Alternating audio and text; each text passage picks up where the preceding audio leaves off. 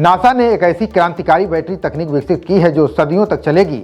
ये नई बैटरी न सिर्फ अंतरिक्ष अभियानों में गेम चेंजर साबित हो सकती है, बल्कि धरती पर भी ऊर्जा समस्याओं को हमेशा के लिए खत्म कर सकती है। अमेरिकी अंतरिक्ष एजेंसी नासा के वैज्ञानिकों ने एक नई परमाणु तकनीक विकसित की है, जिसमें radio isotope thermo electric generator यानी RTG का इस्तेमाल किया जाता है, जिसे बोलचाल की भाषा में परमाणु बैटरी कहा जाता है।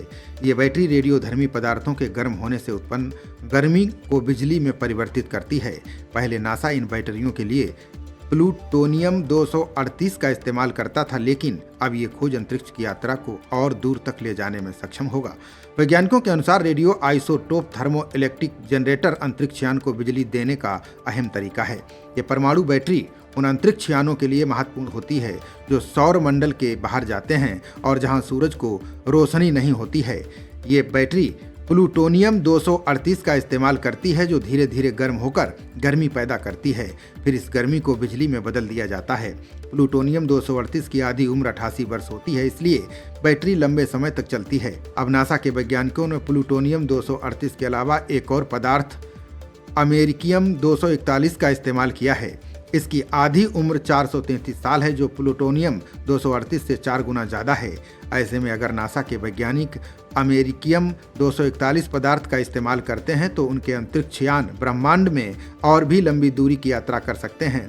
इतना ही नहीं, इन बैटरियों के जरिए अंतरिक्ष मिशनों को सदियों तक बढ़ाया जा सकता है। नासा ने अमेरिकियम 241 को भविष्य के radio isotope thermo electrical generator के लिए मुख्य ईंधन के तौर पर परखना शुरू कर दिया है। नासा के ग्लेन रिसर्च सेंटर और ब्रिटेन की लीसेस्टर यूनिवर्सिटी के वैज्ञानिक मिलकर इस बैटरी का परीक्षण कर रहे हैं।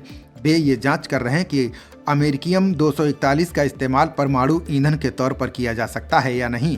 प्रयोग में वे इस पदार्थ को स्टारलिंग इंजन जैसी आधुनिक तकनीकों में मिलाकर देख रहे हैं। ये खास डिजाइन अंतरिक्ष में काम करने के लिए बहुत सुगम है। अगर उनका ये प्रयोग कामयाब रहा तो भविष्य के अंतरिक्ष मिशनों के लिए मील का पत्थर साबित होगा। खबरों का सिलसिला जारी रहेगा।